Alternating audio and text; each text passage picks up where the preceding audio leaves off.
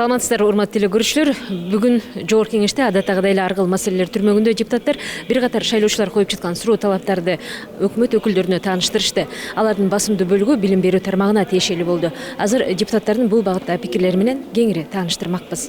Негизи мектептер боюнча менин коллегам дагы бир ушундай бир жөнү жок нерсени айтып кетип атпайбы? Туура эмес, комиссия болуп атат, башкарылып. Негизи башында ушуну айтып чыккан, каршы чыккан. Негизи баардыгы бул жерде барып факт менен кетип атат. Баардыгы ата-энелердин кайрылуусу боюнча болуп атат. Ошол жерде завучу баланы урган боюнча кетип атат. Мен бул жерде айтып кеттим мына. Bundan мурунку бизге чейинки чакырылышта ошол эле мектептин директору, 61 мектептин директору бул өзүнө мамлекеттик мектепти өзүнүн жеке менчигине өткөзөм деп аракет кылган, баардыгы билет. Ушундай жеке мамлекеттин менчигин жеке менчикке өткөзөм деген директорду азыркы маалда ушу 8 жашар баланы ур токмокко алганда ошол жерде 8 жашар балага каршы пикирин айтып аткан директордун bunday адамдар директор болуп иштегенге эч бир моралдык жактан да укугу жок деп айтат элем да. Андан сырткары ушул нерсени 8 жашар баланын менен анын болгон мугалимдин ортосундагы ата-эненин ортосундагы нерсени саясатка айландырып ушунчалык бир деңгээлге көтөрүп чыкканга мен ушунчалык бир таң калдым да. Мына өзүңүздөр билесиздер, 20 жылдан ашын отурган директор мектептин школ директорун алмаштыра албай атабыз. Мен айтат элем, ошондо дагы айтып кеттим, парламентке, Чыныбай Акунчка дагы айттым, өкмөткө дагы айттым. Бул жердечи мектептин директорлору, министрлер туура эмес кызмат кылганда, министрлер жумуштан кетип атат. Акимдерди дагы туура эмес кылган жерден жумуштан ала алабыз. А бүгүнкү күндө ушунчалык мектептин мафиясы деп коебузбу, же мектептин ушунчалык бир мектепти өзүнүн кызыкчылыгына бизнеске айланткан адамдарды биз эндигиче жумуштан ала албай отурабыз. Мен айтат элем, ушундай мектептин директорлорун мектеп директору болуп иштегенге, ошо завучу, ошо класс жетекчиси акча талап кылгандарга булардын эч кандай моралдык укугу да жок.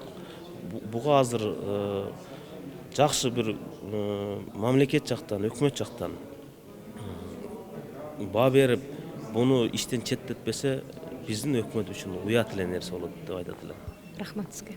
Саламатсызбы? Жанар мырза, бүгүн жаштардын бүткүл дүйнөлүк майрамы болуп атат. Бул боюнча да ар кыл маселелер түрмөгүндө айтылып кетпедиби? Ооба. Бүгүн 10-ноябрда бүткүл дүйнөлүк жаштар күнү. Бул Кыргызстан үчүн дагы маанилүү, анткени Кыргызстанда жалпы жаштардын калктын санынын 30%га жакыны жаштар. Бул деген 1 миллион 300 миң адам. 1 миллион 700 миң Кыргызстанда жаш бар. Бул 14 жаштан 28 жашка чейин. Бул эми калктын 30%ын түзөт. Бул абдан да чоң катмар десек болот. Ошон үчүн бул абдан маанилүү күн. Жаштардын баарын куттуктайм. Бирок бул күнү биз мындай майрам катары белгилебей, ушул жаштардын бүгүнкү жолун, багытын, идеологиясы тууралуу көбүрөөк сүйлөшүшүбүз керек. Мына жаштардын жумалыгы башталды, бир жума. Анын алкагында мына биз мен 2 күндөн кийин ушу Алай районунда болом, Гүлчай айылында. Бүт айылдардан келген жаштар менен жолугушабыз. Ошондуктан мындай жаштар жумалыгын татыктуу өткөрөбүз деп ойлойм.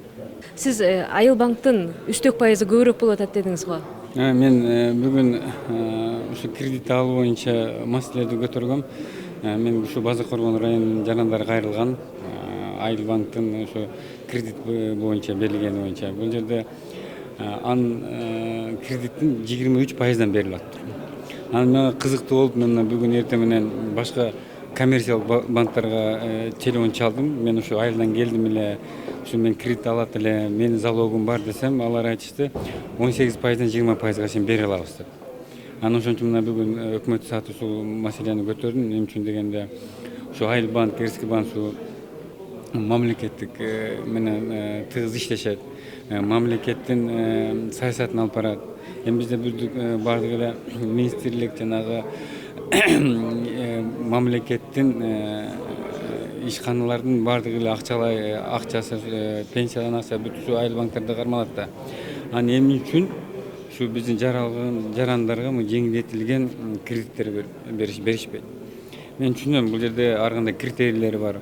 Ошолордо ар бир жаран кайрылганда көрүнүп турат да. Бул жерде чакан орто бизнестерге кредит алат да. Анан 23 деген пайыз ушу мени мында кичине өкүндүрүүдө эми ушу биздин ушу мамлекеттик банк болсо эми ал жерлерде өзгөчө. Бүгүнкү жыйын жүрүшүндө жол кырсыктардын канткенде алдын алабыз деген суроо да көтөрүлдү.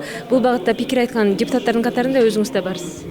Ооба, өзүңөр көп болдуңуздар. Акыркы кезде мына бир топ кайгылуу окуялар болду. Ошол эле Тоо Ашууда, андан башка райондордо болду.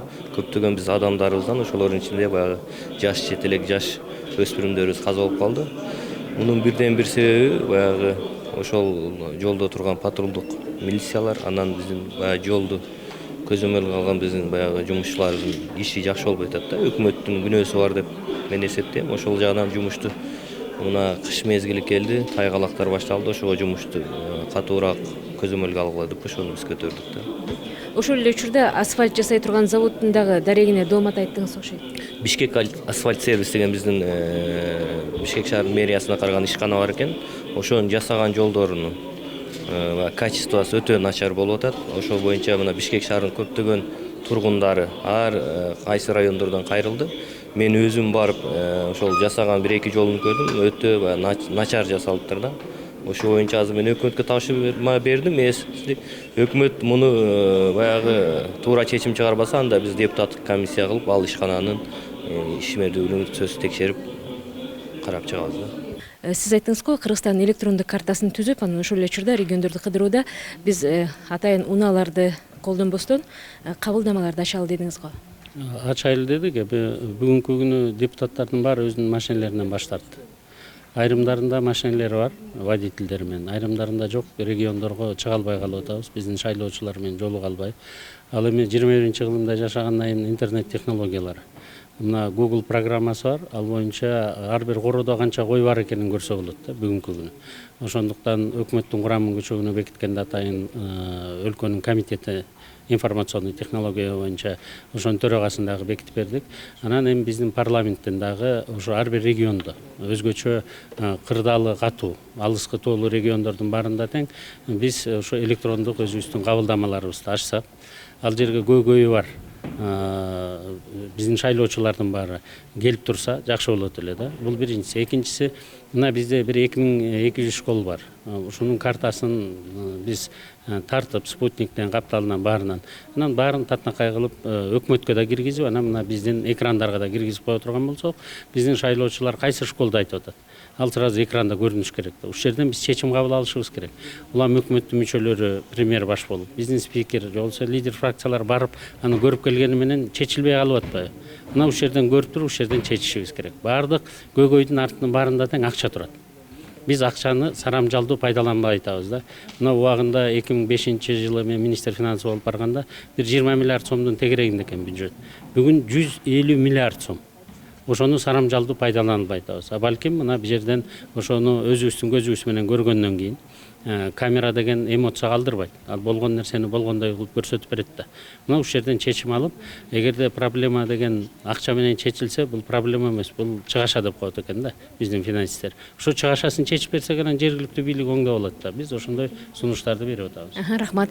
Ушул эле жыйынга катышып аткан өкмөттүн расмий өкүлү дагы бул жерде Ашырбек Мойдунович, саламатсызбы?